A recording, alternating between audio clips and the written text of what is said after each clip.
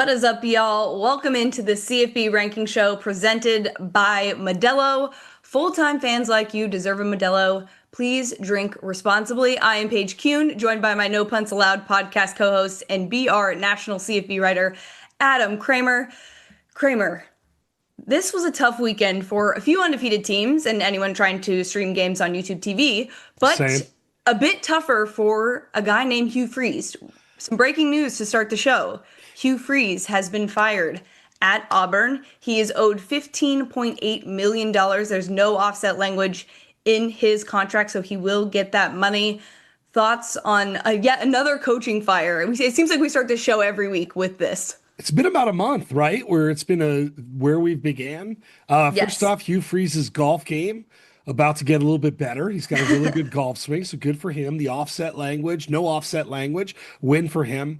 Auburn had no choice, right? In a year where you really don't want to be hiring when you're competing against Florida and LSU and Penn State and Arkansas for coaches, I think Auburn was kind of content to maybe wait if things improved.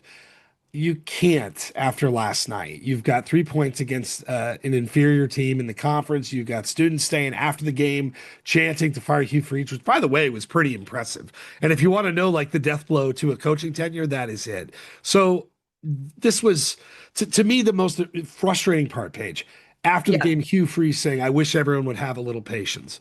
Well, I think he's 15 and 19 at Auburn. It's year three. They were pretty patient. In this era, I think they were actually hoping things would turn around and tried to be patient. Hugh Freeze didn't allow them to stay patient any longer. Yeah, there's just really nothing you can do. But I also imagine that Auburn is kicking themselves because we now know that they did have a basically signed contract with Lane Kiffin before Freeze was hired and he Oops. decided to stay. And now, of course, Lane, the most popular name in terms of coach openings right now. But yeah, you got to imagine that is really brutal to, have thought you got it right in that selection. And then, of course, it's happening. They were on pace to have their third losing season in a row. And that's just, again, not okay. College football playoff expanded era is a big part of this, which, by the way, we get rankings this week. Very exciting. We will talk about that a little bit. But a note that I do want to make and a point that I sort of want to talk about because we've talked about coaches being fired every single week on this show, and it's happening because the expectation is to get to the playoff for some of these teams that maybe weren't expected to get to the playoff or to be in the mix because of the expanded playoff. So this is certainly a microcosm of the changes in college football. And look at that. I love that. We have a new AP poll that just dropped.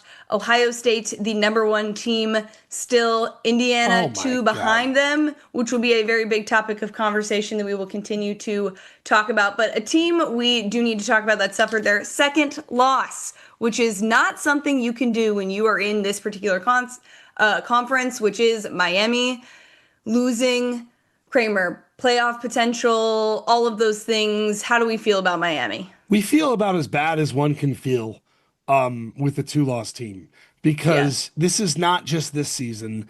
This is a continuation of last season. I wrote about this yesterday. You and I talked a lot about Miami yesterday. By the way, this ranking is absurd for them, just saying.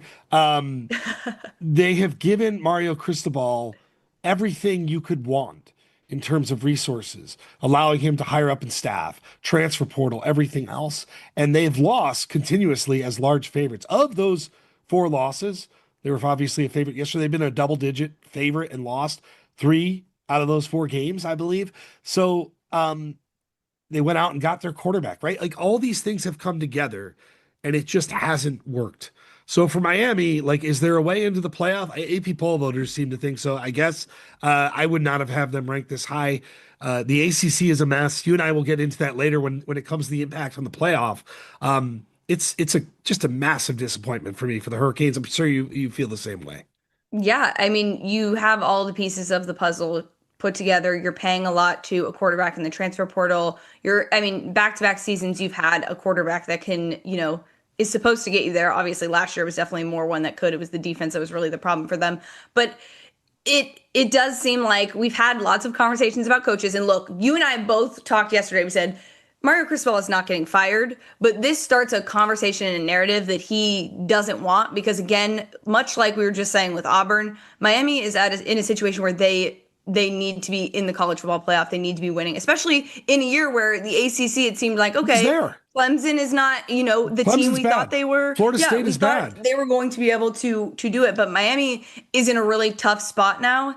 And honestly, their playoff chances are really, really difficult. We will dive more into that later into the show because it does get pretty complicated and the ACC just absolutely a mess. But Texas is up 7 in the AP poll this week after getting a big win versus Vanderbilt.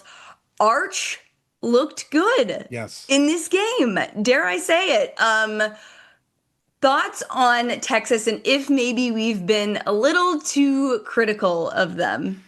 Yes, when you compare this to the other football disasters out there, we've just had another coach Yes. fired. We saw Florida lose another game. It shouldn't.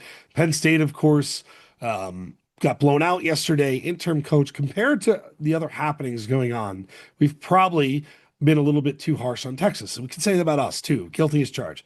Yes. Um, but even yesterday in a win, which was the glowing moment for Texas, and they deserve credit. I thought Sark scripted a great game. Arch is progressing. The defensive line was lights out. I think sacked Diego 6 times. Like it even still got interesting. You could see it afterwards. I Yeah, the believe on scoring really Sarkisian's tweet. didn't do That it that that justice. said, like a win is a win, and they are maybe the best way to say it, they haven't played their way out of it, right? Clearly, this season is not what we thought it would be, and yet they're still very much in the conversation, which, given the conversation that's gone on throughout, I think would be a surprise to many. Yeah, you would think based on the headlines that there's no chance that this team could make the college football playoff, and they still very much could with what is in front of them and the ability to get some staple wins there in a very deep conference. Another upset we have to talk about, and Kramer, this one hurts my soul because I thought this team was going to go undefeated, but Georgia Tech suffered their first loss to NC State. I mentioned to you before the show. NC State is the Grim Reaper of the ACC. They have Every beaten year. Georgia Tech and Virginia, the two best teams in that conference right now, which is ridiculous to think about. But Georgia Tech's path, I don't think this loss knocks them completely out of playoff contention. But there's a lot of things you need to take care of business with, in making that championship game is super important, and not having a situation like last year where maybe someone beats them in that game to get into the playoff and get that automatic bid. Yeah, look, they gave up nearly 600 yards of offense. They had almost 600 yards of offense. Yep, So Haynes Haynes King kept coming just at him. tried. But that was horrific when you watched. It wasn't just giving up yards, it was these just open fields of space constantly. So, to your point, like you look at the rest of the schedule, there's Boston College, there's Pitt, and there's Georgia. And that Georgia game is suddenly really, really interesting for both teams. Probably the most interesting this rivalry game has been, although last year's game was what, like 38 overtimes. The season is not over. I know I feel like I've been overly critical of Georgia Tech. They even in that game, I thought they battled. Not over yet, but to your point, this is the ACC is just a mess, and so we're gonna have to sort itself out, and we'll see what other upsets for teams await. Another team that moved up big this week was Utah, getting that blowout win over Cincinnati. You and I both really think this Utah team is just seem to get better every single week. And the frustrating part is that their two losses come to the two best teams in that conference. So getting into their championship game and maybe the ability to sort of get into the college football playoff seems a little difficult, but maybe with the help of, one of those teams losing a game and then losing again in the championship game, having three losses. I'm talking about BYU and Texas Tech, that is. Maybe there is a path there for them, but it would certainly take a lot of help from a lot of other people. But I would not be surprised if Utah is sort of in that grouping of one of the first outs when the season is all said and done. They kind of look like a playoff team, Right. if you watch them in large chunks. And obviously, I thought they were dominated against Texas Tech, who also looks like a playoff team. Can't wait to talk about that game next week between BYU with a surprising point spread already. But Utah, to me, when I watch them, I say this is a tough out. Baylor, Kansas State, Kansas to end. I think you bring up a fascinating point. and we're going to start to get into it as you and I do the playoff show. Teams that play in their championship game and lose, are they penalized? Are they not? Who can take advantage of that situation? Utah is primed right now. So not only do they have to win, they have to win impressively. Before we came on, I said, I don't think this team is way better than number 24. Getting Yeah. some respect here, those types of wins are going to help if that scenario arises. We've got a poll in the chat. It says biggest CFP threat: Utah, Ohio State, BYU, Texas A&M. Texas A&M getting some respect there, 34%. Ohio State obviously pretty dominant. But BYU really getting no love there, which What is else something I is do new? want to talk about because I just saw in the chat someone was like BYU at 8, keep hating haters. Kramer, a fun little fact for you. You see these rankings here. You got Ole Miss at 7 and BYU at 8. BYU undefeated. Ole Miss obviously has the one loss, but strength of record. The nod goes to BYU. Their strength of record is better. That's because a few teams on Ole Miss's schedule that they had beat have suffered some losses that maybe don't look um, great for them. BYU has a better strength of record at this point in time. So just keep in mind, playoff committee, when you are making decisions, just think about that. And I know we don't make decisions off of what happened last year, but doesn't this feel eerily similar to last year, right? Well, yeah, we talked about BYU every single Tuesday, and we're like, hey, they're in, they're the Big 12, Big 12, Big 12, and then boom, ASU just nope. But the good news for BYU or the bad news is, you win next week and you change that discussion. I Yeah, think. I think it changes it in a huge way. The only issue is it's a mighty tall hill to climb, and it's the game of the week. I can't wait to keep talking about it. yeah, no, it is very exciting. Another team that moved up quite a bit after a big win is Oklahoma. Still life, much like Texas, still life in the college football playoff conversation. What they have in front of them, still a gauntlet. Every single week, we're just going to say the gauntlet continues for Oklahoma, but some life with a big win over Tennessee. Thoughts on Oklahoma? Yeah, no, no, no. I look, this is a gauntlet. I thought after Ole Miss, we could see this team cave a little bit to go on the road the following week to win. Massive, massive shift here in momentum. That being said, uh, Alabama on the road, Missouri, and LSU, right? So it doesn't end. And this is the thing when you look at who Oklahoma has played, the loss to Texas, this is a brutal schedule. But for at least in that moment, they're going to get a lot of respect, I would imagine, from the committee, by the way, when we do talk about that. You have to when you look at who they're playing. So I thought that was a resilient effort and a game that to keep things alive that you absolutely have to have. All right, Kramer, now we are going to go into a segment called Fan Favorite presented by Modelo. And we are each going to give our contender for the college football playoff, or sort of lock, if you will, and a sleeper team for the college football playoff. So you get the floor, Kramer. Yes, my contender and lock is the Georgia Bulldogs. And it seems a little odd because nothing they do in terms of overall like wow performances ever feels like a lock. But the only inevitability is Georgia winning, right? That has happened a lot. By the way, shout out to Gunnar Stockton taking a knee on the one, so us Florida backers could cash. Still a win for Georgia, which is great. And as I look at their season page, you got 4 games left. You play at Mississippi State. We'll see, right? They've been feisty. You play Texas. You play Charlotte, and then you play Georgia Tech. Georgia can lose one of those games. In fact, I think they will lose another game. I don't think they're going to lose one after that.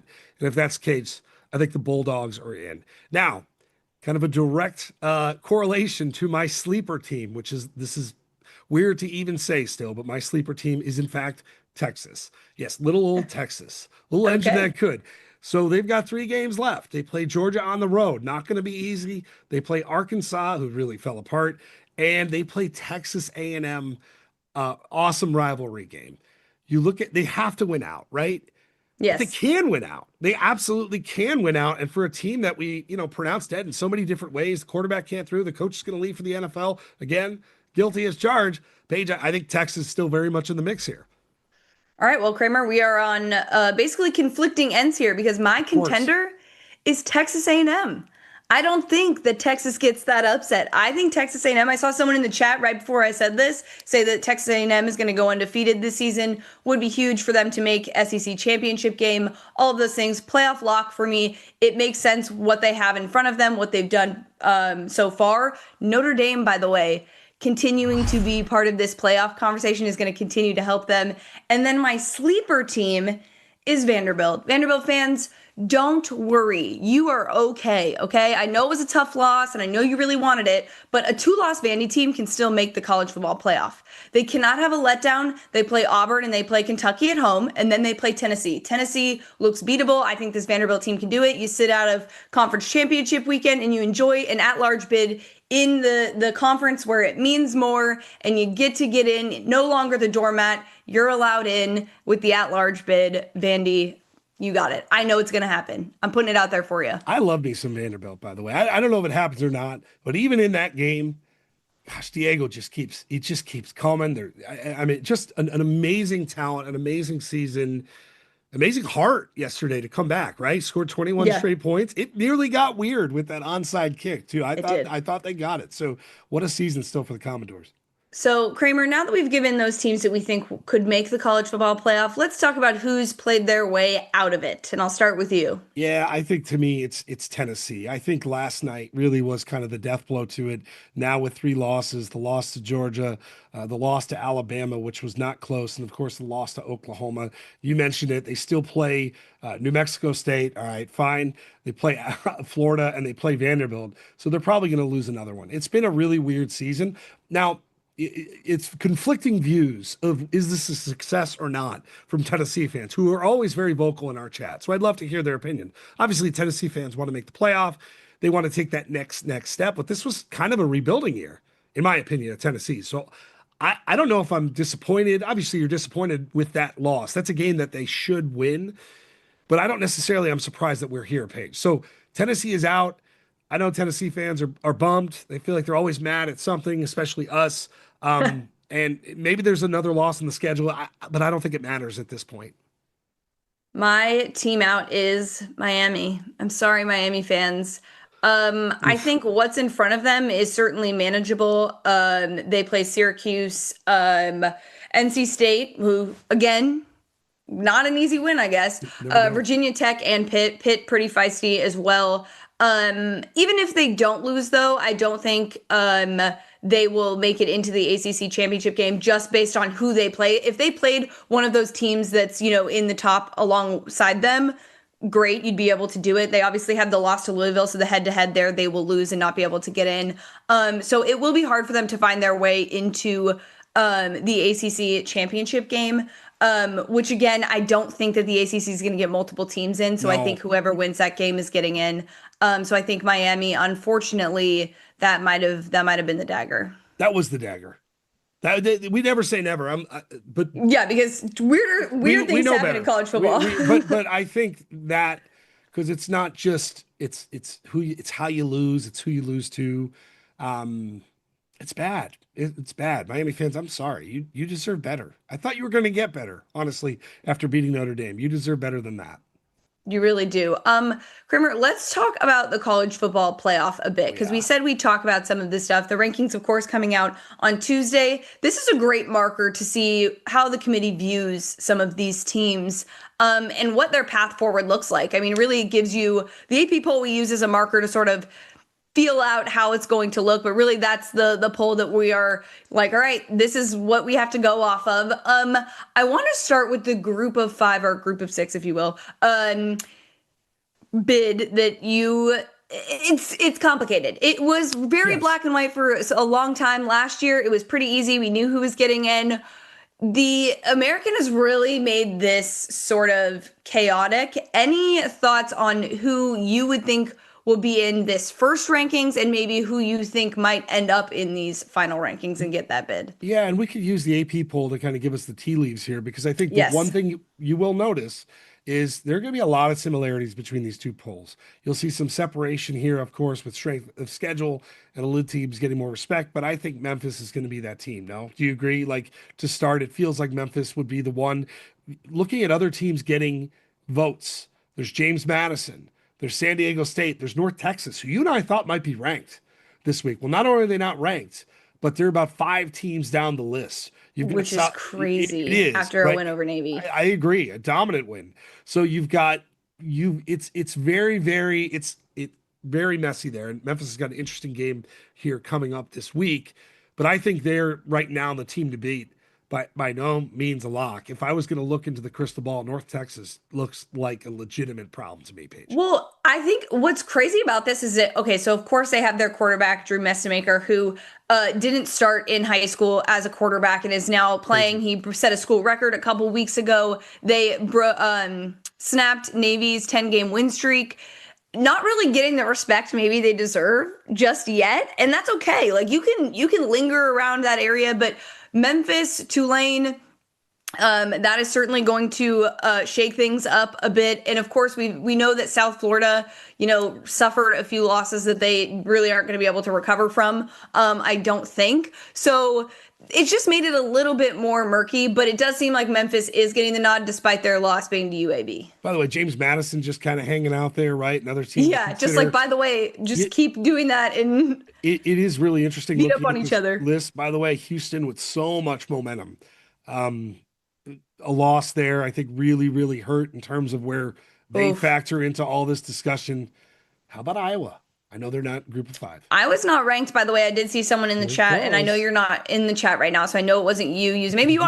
are in the chat right now. Talk about But somebody Iowa. said, "How come Iowa is not ranked?" They have an opportunity this weekend to Oh, maybe cause some problems. they can't wait. Yes, I would have had them ranked. They didn't play this week, so it's always weird. Like, let's just throw them in there. You have Washington in there, Cincinnati hanging in at the bottom, of course. So I get it. There's only so much room. For me personally, I had North Texas ranked. I had Iowa ranked, so a little bit different when I did my top 25. Obviously, these are the S- AP poll voters, not us. Something I think that will be a very big topic of conversation that maybe some people don't think there's a debate on. So get in the chat and let me know if you think there's a debate on this. Kramer, one of the main topics of conversation is going to be who is the number one team? Is it Ohio State or is it Indiana? You could make the case for both. I would be fine with both. I'm not going to be mad at either. And sometimes when we get these polls, I'm like, if this team is not ranked above that team, I'm going to be pretty upset. I could be okay with either. I am too. And the beauty of this is in theory these two will sort it out. So it's not a problem, Yes. which is probably why I don't want to say I don't care. Ohio State figures. What? What? Week by week, we should care. Every week, live and die by these rankings. Come on, Kramer. I'm sorry. I thought there was another coach fired when you made that sound. Like there's other breaking news, which wouldn't shock me. It's just something I said, which is pretty normal for us. No, like I think Ohio State right now would get the nod. I'm really, really impressed with their young quarterback. Both these quarterbacks are great. They're the two favorites, in my opinion, to win the Heisman right now. I would give a slight edge to Ohio State, but for Indiana, the case for Indiana, because it's really there's no case against, other than to me the out of conference scheduling, right? That's sort of to me the only negative I'm going to have. But I love the way they're just obliterating everyone. Like everybody every week, is this the week they let down? Is this the week they let down? And they just keep piling on points. There's an attitude to it, which I think is incredible. And offensively, defensively, they're perhaps like the most balanced team outside of Ohio State in the country. So I think it's gonna be Ohio State one, Indiana two. It's probably, and then after that, of course, you lock in to A&M obviously being three, and then after that, we'll see if the committee has any surprises up the sleeve. Now, a topic of conversation that is always a controversy, but where Notre Dame will end up in all of this. Also, another team, I think, like Texas, that we could say was like, hey, they're dead. There's no way. They look like they're gonna lose. They've really figured it out. They obviously played a tough schedule to start the season, so that's hence why the record maybe isn't as ideal. However, I don't know that Notre Dame loses another game this season. Do you feel the same, or do you feel like there's some in there that could I, cause some problems for them? when we talk about NC State being a dream ruiner, Pitt is kind of the same way, right? Like Yes. you have these teams, and you got to play at Pitt because outside of that, what Navy, Syracuse at home at Stanford, that's not happening. So if Yeah. you don't want Notre Dame in the playoff, and then of course no championship game, so this is it. Like that is the rest of their resume. So yes, they're doing the exact thing that pretty much everyone said they were going to do, and we were mad. We collectively, as a college football universe, were mad then, and they've shown nothing really to relinquish it. So Pitt one is to keep an eye. Pitt's playing some pretty good ball, but that's another team that we're not probably talking about enough. That I think at least has a wrinkle potentially in these plans for the playoff. Because outside of that, though, you're right. They're going to be in. Yep, 5 game winning streak for Pitt right now. But let's talk about some games that are coming up this week. I mentioned this game before, Oregon and Iowa. I kind of want to give you the floor on this one because, I mean, outside of this game, I mean, Oregon is one of those teams that will benefit from not playing in their conference championship game. We can assume that Ohio State and Indiana will be the teams that are there. You kind of just take care of business and sit and watch and let yourself again be the winner of the at-large bid in a deep conference that gets respect when it comes to the college football playoff committee. I think Oregon's really good. But how do we feel about that win over Penn State now? Do we feel any differently? Right? How do we feel? And, you know, this was an Iowa team that really had a good chance to upset Indiana and Hmm. Iowa away. I could say this, having gone there and seen a lot of Iowa things. It's also an Iowa team that plays at home, I think, is a real problem. Demolished Minnesota. I think it's really interesting. And the fact that this point spread's only 6.5, you have an Oregon team that nationally people like and an Iowa team that is unranked, albeit close to being ranked, is fascinating. Do not be surprised. I'm going to look like a homer for saying this, but do not be surprised if Iowa wins this game outright. Wow. That's Just a bold take. I'm not going to side with you on that, but of that's okay. course not, but that's normal for us too. That is normal. Let's talk about Texas A&M at Missouri. I would joke at the beginning of the year, outside of the Notre Dame game, that Texas A&M was just kept playing at home, and I was like, do they have any away games? But they do play at Missouri. The state of this Missouri team, I don't know how mentally and physically, I think, with just maybe being a little bit disappointed, and then also their head coach certainly in conversations to go elsewhere. That's the negative side of all this coach talk during the season. But thoughts on maybe pulling off an upset here? Missouri is a couple of plays away from being unbeaten, right? Basically, to be in the spot that A&M is in when you look at Alabama, you look at Vanderbilt, a game that they had multiple chances. But I think your point's a good one. They're playing with a different quarterback. They are at home. They've just found it's like the two opposite sides. One finds a way to win, like no matter the cost. The other one just stumbling into two losses. Point spread is only 6. A&M's a six Wow. point favorite. Um, I'm with you. I want to figure out kind of if we can, the mentality of this Missouri team. And I think it's a really tough road trip for Texas A&M. We've got LSU at Alabama. So maybe this is just something where there's just been a lot of talk for LSU, so I'm not really sure that there needs to be any more. But is that game worth even a worry for Alabama, who gets them at home? You know, you never know. Interim coach plus the spirit of Ed Orgeron. We've seen this year what happens when you make that change. Like we've seen teams get that bounce. Point spread's 11.5. Um, so it's a big number, but it's Yes. still a game that I feel like has a lot of emotion for both sides. I don't know if I would say worry, but I think it's a game that Alabama certainly has to take serious. Look, Alabama was about the same size favorite against South Carolina Yeah. and nearly lost. Granted, I think playing at home is a much bigger factor here. So LSU is still a team with talent. It's a defense that I think has gotten a lot better. But obviously, yeah, in terms of where the seasons have gone, you're on opposite ends of the conversation. Brutal because of course what's funny is at the beginning of the season they were in opposite ends of the conversation Yeah. where Alabama was wanting to pay $70 million to get rid of their coach, and they aren't going to make the college football playoff and all that nonsense, and then now here at this game in week 11 the narrative is much different for these two teams. But we have Georgia and Mississippi State. Mississippi State definitely not your grandfather's Mississippi State. All right, this is a much better team. But Georgia, of course, a team that you think college football playoff bound. I don't see really any upset here. I know it's at Mississippi State, so that can be a tough environment. But I have all the faith in Georgia. Clanger. There could be a lot of cowbells. Your grandfather's Mississippi. They would ring those. Yes, Spread those still are there. spread is single digits, so 8.5, right? So I mean Georgia basically plays the same football game every week where they look like they're in trouble and they find a way to pull it out. Mississippi State had a tremendous comeback yesterday against Arkansas, by the way. This is a much better team. So Georgia better not play with its food here, right? Especially after I was just saying they're locked to make the playoff. Single digits. I don't think it's a blowout, but I do think the dogs find a way to win.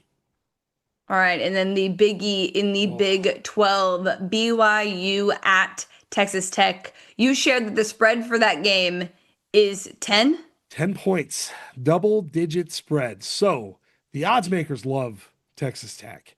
which is wild. They've had I mean, injuries yes, but at key positions, but they've also invested more at key positions. So even obviously at quarterback and at defensive line, um, this is a mighty tall task. We got game day going there.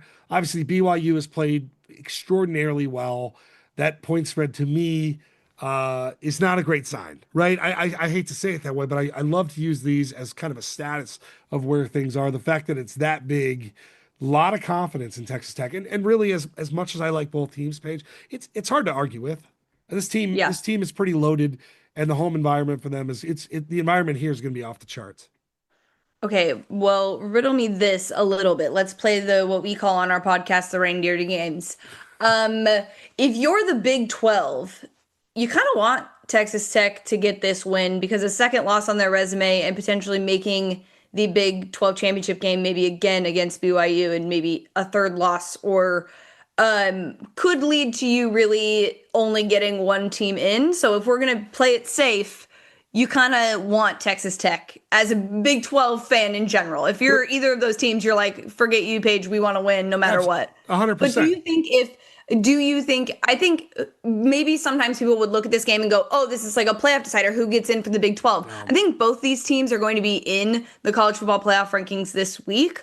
But I'm curious, sort of, if Texas Tech does lose this game and they have two losses already, I believe based on head-to-head situation, they would still be able to make the Big 12 championship, by the way, because I was looking through all of that stuff last night going, Yes. how are the path? That's why I came across Utah being like, Utah is not going to be able to jump either of those teams because of the head-to-head situation. So I feel like they would also play again. If you get that third loss, do you put a three-loss team in? Because you can't keep Well, someone out who played in their championship game, maybe? Or it would the ACC benefit? Like, how does that work, you that know? that well, and this first ranking is where you start to figure that out. And Yeah. that is where you see, okay, the committee is down in the ACC. The committee believes in the Big 12. Where is Texas Tech going to be ranked on Tuesday night, right? What other Big 12 teams? How are those going to move around?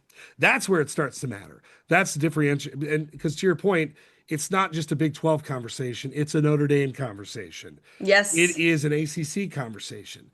If Notre Dame loses again, then everything changes, right? They're just standing there as kind of a blockade for one of those spots.